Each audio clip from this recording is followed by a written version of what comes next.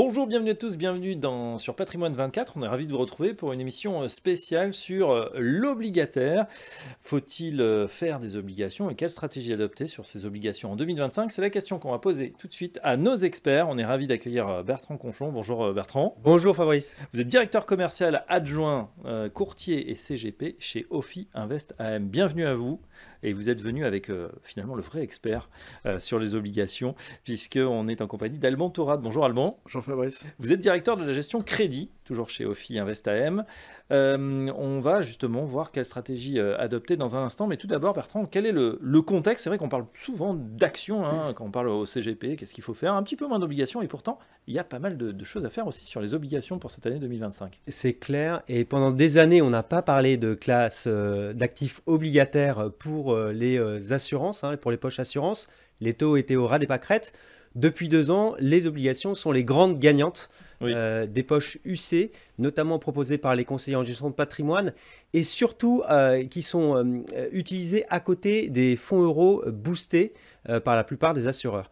Alors, on a constaté donc depuis 2 ans de plus en plus d'intérêt pour cette classe d'actifs et en particulier de plus en plus d'intérêt sur les fonds obligataires dits datés, ou les obligations à échéance. Ça, pour nous, c'est le passé. Les spreads se sont rétrécis assez fortement et aujourd'hui, il faut davantage se tourner vers des solutions obligataires flexibles et opportunistes.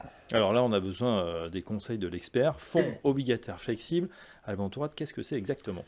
Alors un fonds obligataire flexible, c'est un fonds composé d'obligations bien évidemment, qui n'a pas d'indice de référence et sur lequel le gérant, la gestion a une très forte latitude pour faire son allocation et sur lequel il a aussi une très grande latitude pour piloter tout ce qui est problème de duration ou de risque embarqué dans le fonds obligataire. Alors, on peut distinguer 2 types de fonds flexibles obligataires. Des fonds flexibles obligataires qui sont plus concentrés sur des obligations gouvernementales et des fonds obligataires qui sont plus concentrés sur ce qu'on appelle le marché du crédit, donc les obligations privées, enfin les obligations émises par des entreprises privées. C'est là-dessus où on est un peu plus focalisé chez Ophi Invest AM. Voilà, avec des nuances, là aussi, vous avez le choix entre celles qui sont très bien notées, les grandes sociétés, dit investment grade, et puis les autres, high yield, qui ont une notation un peu plus faible, mais peut-être qui présentent des rendements plus élevés. Expliquez-nous. Bah, effectivement, les obligations investment grade sont des obligations qui sont émises par des entreprises de bonne qualité. Donc, plus la qualité de crédit d'un émetteur est forte, moins le rendement de l'obligation sera élevé parce qu'il y a moins de risques.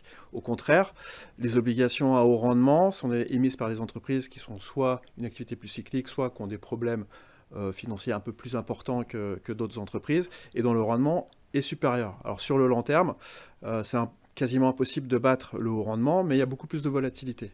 C'est pour ça qu'un arbitrage entre de l'investment grade et du haut rendement peut être intéressant, parce qu'en fonction de la volatilité qu'on a sur les marchés, on peut privilégier certaines souches d'obligations à d'autres, donc l'investment grade au high yield ou le high yield à l'investment grade. Et c'est vrai que ça demande beaucoup de ressources, parce que déjà, aller chercher une obligation, une typologie d'obligation, ça demande des ressources, ça demande d'analyser des prospectus, ça demande des spécialistes, mais alors en plus, faire une allocation entre différents types d'obligations, ça demande des ressources.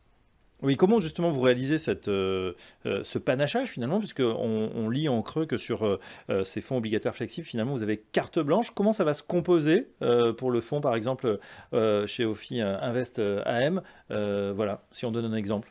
Alors, chez Ophi Invest AM, notre fonds flagship, c'est Ophi Invest Alpha Yield, qui est donc le fonds flexible de la maison. Alors, il y a plusieurs composantes. Bon, déjà, il faut être staffé, c'est-à-dire qu'il faut avoir une équipe de gestion chevronnée. On a la chance de l'avoir, enfin j'ai la chance d'avoir une équipe assez chevronnée avec 3 gérants principaux, mais qui travaillent en collaboration avec 4 gérants au rendement, 3 gérants investment grade, aussi nos gérants spécialisés sur les taux pour pouvoir choisir les meilleures opportunités d'achat. On a aussi une bonne recherche crédit. On a 14 analystes assez seniors qui nous aident à choisir les meilleures obligations sur le marché en fonction du risque et du rendement investi. Donc tout cela, ça nous aide bien sûr. Après, il faut, sur cette gestion flexible, avoir de la conviction et pouvoir faire aussi des arbitrages tactiques le plus rapidement possible parce que les marchés sont assez volatiles. Et c'est pour ça que sur 2025, on a essayé on essaye d'être assez tactique dans le sens où on considère que les taux sont assez élevé. Oui. Et donc l'idée, c'est d'augmenter pour le début de l'année un peu la duration, parce qu'on considère que le marché a peut-être trop anticipé le fait qu'il n'y aurait pas beaucoup de baisse de taux, notamment aux États-Unis et à degré moins en Europe. Et là, pour le coup, il y a des opportunités à se mettre un peu plus long en duration et donc à augmenter la sensibilité du fonds. Alors justement, pour donner des éclairages, ça veut dire que par rapport à votre scénario, vous établissez un scénario, par exemple sur la Banque centrale pour 2025, quel est-il? Alors, nous, le scénario, alors évidemment, il y a l'événement Trump qui chamboule un peu tout, mais finalement, il n'a pas tant changé que ça. On est plutôt sur 2 baisses de taux aux États-Unis, voire 3. D'accord. Donc, ça n'a pas tellement changé par rapport à ça. Alors, évidemment, Trump pourra influer en fonction de ses décisions qui sont souvent imprévisibles, mais pour le moment, on n'a pas changé.